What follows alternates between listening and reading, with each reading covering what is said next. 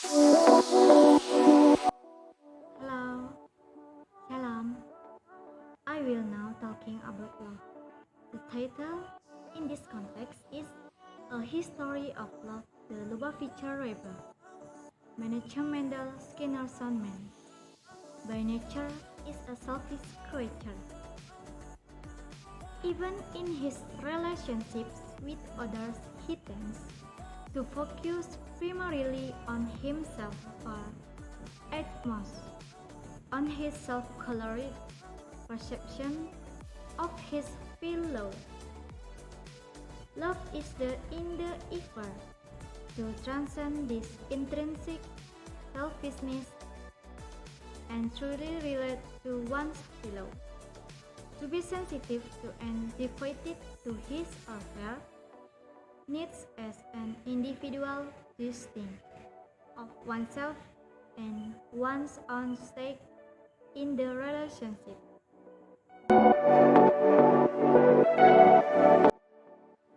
And yet, when the Torah speaks of the mitzvah, divine commandment, to love your fellow as yourself, it does so in the context of man's duty to influence and even change the behavior and nature of his fellow man.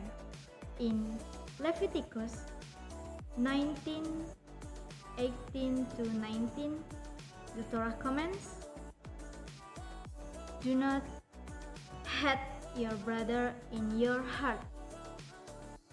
Repeatedly rebuke your fellow, and do not attribute sin to him. Do not take revenge or harbor hatred toward your people, and love your fellow as yourself. I am God." As the commentaries explain, there are two possible reactions a person can have toward a fellow who has wronged him, or whom he sees behaving in a morally deficient manner. One, he can despise him in his heart, regarding him as a sinner, and perhaps even persecute him for his sins.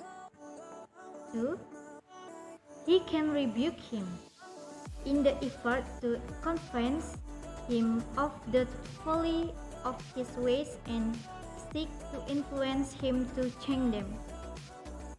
The path of love says the Torah is not to hate your brother in your heart, but to repeatedly rebuke him and seek to better him. Obviously, the desire to influence is consistent with the idea of love. No one would stand by as a loved one suffers hunger or is threatened by violence. No less so. If one sees someone he loves suffering from spiritual malnutrition or moral blindness, he will make every effort to reach out to him, to enlighten him, to offer guidance and assistance. But this aspect of loving behavior carries an inherent paradox. On the one hand, in the effort to influence and change implies a departure from self and concern with the well-being of the other. On the other hand, it implies a seemingly selfish view of the other, a rejection of other as he is, and a desire to impose one's own perception of what is good for him upon him. So, love is love your fellow man as you love yourself. Thank you.